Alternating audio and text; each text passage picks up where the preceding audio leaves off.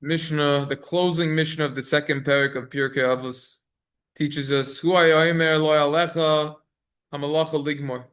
He would say, Rabbi Tarfon would say, the work is not on you to finish. V'lo ata bein chorin livatil mimenu. But you are not also free to not learn any Torah at all. Im lamadata Torah harbe noisin l'chaschar harbe. If you learn a lot of Torah, you're going to get rewarded a lot. V'neman hu b'hamlach techa sheyishalim l'chaschar pulusecha.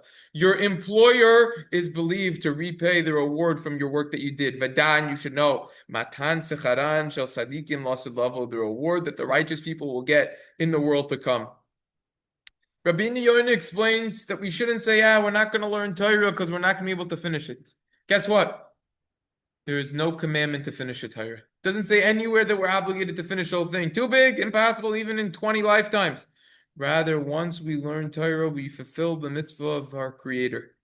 Even so, we need to learn as much as we're able to, and then we're going to be successful. Now, the reason why we should know that we're going to be paid for our actions is in order that we're going to learn more Torah and perform more mitzvahs. And this will cause us to contemplate Hashem's kindness and cause us to love Hashem more. This will be a catalyst to get us there. The Medrash relates in the Devarim Rabbah, the Ches, Shir Rabbah in the beginning, the Amma Aretz, the ignorant individual, enters into the yeshiva, the base Medrash, and he says, how can I succeed in learning? They tell him, you start with Psukim, you go into Mishnah, Gemara, etc. There's a whole process over here that you do. He's discouraged. He says, how can I ever finish all this? And then he leaves the base Medrash. He doesn't realize, though, that the Torah is compared to water, as we discussed in Tainis Dav Zayin. Drop by drop, it accumulates until it becomes a powerful stream and river and ocean. Likewise, day by day, the effort will yield results. This is what the Art Scroll on Avos quotes. Someone once was hired to fill a very large pit. He should try to fill it even though it's too big and it's going to be impossible for him to fill it. Why? Because he's getting paid anyways. The same applies to learning Torah. Even though we can't finish the Torah, we should still learn as much as possible since we will be rewarded. That's the Mesivta quotes this in the Bura Pshat footnote 187. The Vayikra Rabbah says the fool comes to thorns. This is in Yud Tez Beis. In front of him, and he says, who could cut through all this? And he just doesn't even bother. But the smart man, the Chacham, says, today I'll cut down 2 bushes, tomorrow another 2. And eventually they'll all get cut. The fool says, who could learn the whole Torah? But the smart person says, today I'll learn a little, tomorrow a little, until I review the entire Torah. It's quoted in the 1 Minute Math on page 33. I remember one time when we first bought our house, around 6 years ago, we had a problem. We had a problem with the staircase. And we fixed the stairs, and as a result, there was a tremendous amount of rubble. It had to be knocked out. And it was in the back, so I told the workers that we hired, the contractor, the builders, I said, you're just going to leave this here? They said, no, we could remove him. It will be $800. $800 to remove a little rubble. I'm not interested in that one. Then I found out that special pickup takes everything but bricks and rubble, and they're like, okay. So what did I do? I said, you know what? Well, I learned Torah. I know the trick. Garbage men, they're not going to take rubble. Special pickup, they're not going to take rubble. The pile was around 2 feet high, and it was around 3 feet wide. I said, no problem. I'll take 1 piece, 2 pieces, every single garbage bag. I'll put one in. It won't weigh down the whole bag. It'll be a little. Garbage men never notice a thing. It took me 9 months, 10 months around. Wow. And it was all gone. All gone. Little by little, things build. It's the power of accumulation. We actually discussed this regarding money also in investing. Same exact idea, lahavdil. Power of compounding. Compound interest and the power of putting aside a little consistently, no matter what. Pay yourself first. Like I read once in a book. Pay yourself first, so to say. You have to pay for the end so that you have money. Medical bills for your children, for inheritance, etc. Pay yourself first. Warren Buffett, don't save after you spend after you save. That's right, exactly. Pay yourself first. And the power of accumulation. That's what we're learning over here. That's what it is when it comes to Torah. Every single day, dedicate that time to learning Torah. This reminds me also of the one Mishnah in Pirkei Avos after Elisha ben Avuya. Yeah, he's an individual. He ended up going off the correct path. Learned Chagiga Tesvav. Taisvus over there, long Taisvus as to why. But there's still nevertheless one Mishnah in Pirkei Avos after him. He says if you learn when you're younger, it's like you're writing on a fresh, clean paper, as opposed to when it's older, it's like it's a smudge paper. Rabbeinu Yonah over there says when you learn when you're younger, you remember it more. I mean, we already have a Gemara in Shabbos called Chalav Girsa Dianka, so you remember it more when you're younger than when you're older. But obviously, case dependent. But usually, this is the case. And Rabbeinu Yonah over there says if you learn when you're younger, it's like you're chiseling on a rock; it's going to stay there. If it's 20 years older, it's like you're writing on sand, and eventually the ocean is just going to wash it up. It's going to just get mixed up. The wind will blow the sand, etc. Rabbeinu Yonah then says, still, don't get discouraged because you're older, because you're getting paid anyways. This is analogous to someone who is paid to draw water, but the bucket had a hole in it. So he says, I'm smarter than that. I'm not going to do it. Right? That's what the fool said. But the smart guy said, I'm getting paid anyways. I might as well. Same thing. Even though we forget most of what we learned, nevertheless, we're still going to get rewarded by Hashem. So we should continue doing it.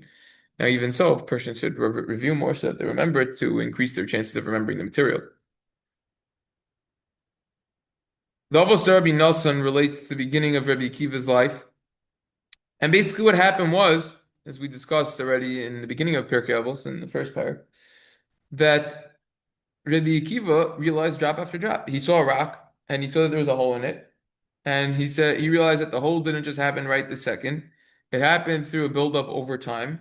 And he said if something soft, aka water, could penetrate something hard, so then something hard, aka the Torah, it's hard like iron, could penetrate something soft, aka my heart.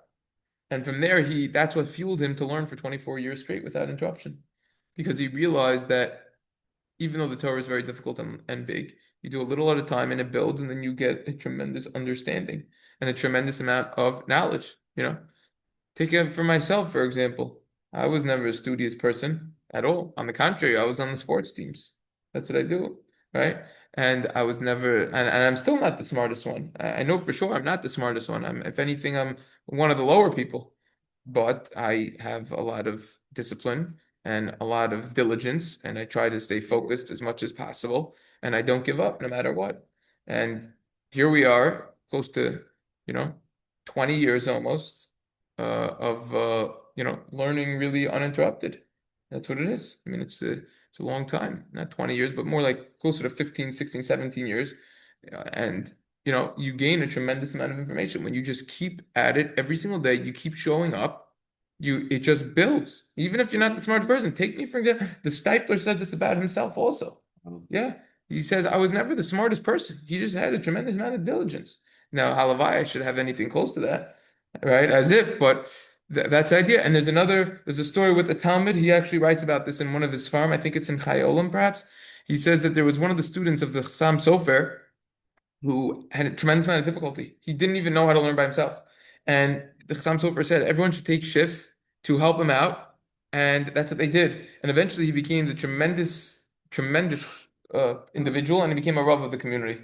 So you see, that's what it's about. It's about not giving up. That's what the message of Rabbi Akiva is.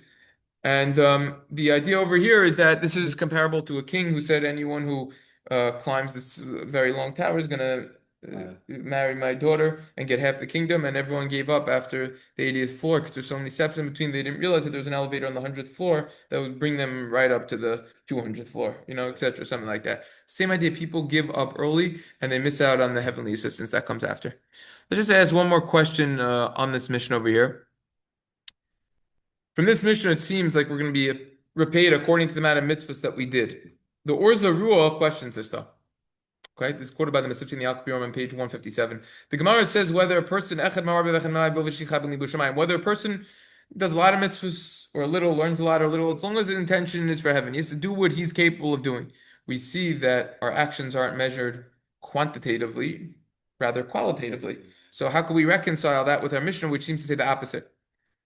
Right? So, right, because what did our Mishnah say? Our Mishnah said that if you learned a lot of Torah, you're going to get paid. You're going to get paid a lot.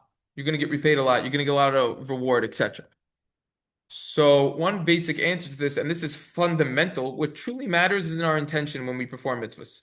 That's what truly, truly matters. Our intention. When the Mishnah said a lot of Torah, that means you toiled a lot according to your ability. And someone who exerts a lot of energy to learn Torah according to his ability and doesn't waste any time, he is going to get rewarded greatly, even if he only learned a small amount. In fact, he's going to get rewarded the same amount as if he learned a greater amount. That's the mission at the end of the fifth paragraph. According to a person's exertion, will be his reward when it comes to Torah and mitzvahs.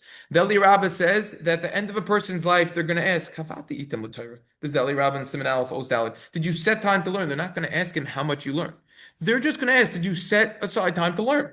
So for us over here in the morning, we're doing the best we could with our learning. We're learning properly. We're learning in depth. Yes, we take longer than a person who's just reading Mishnah Brew, but the fruit that we're going to get is going to be tremendous from this. And we already see the amount of applicable halacha that we learn.